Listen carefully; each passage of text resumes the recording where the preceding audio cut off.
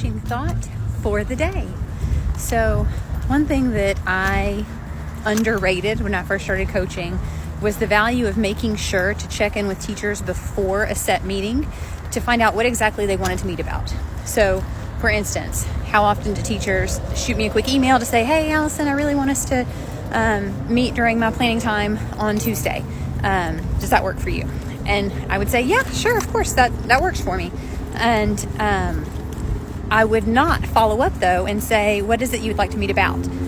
Something in me felt guilty for taking even more of a teacher's time to ask that question, and they would have to email back a response and all that sort of thing. Well, in reality, it costs the teachers more time if we go into the meeting and I don't know what they want to talk about, what they want to meet about, and we have to, take a little bit of time to do that. So it is super important, and it's not rude or over asking at all to ask a teacher before you get together, I'm happy to meet with you. What would you like to talk about?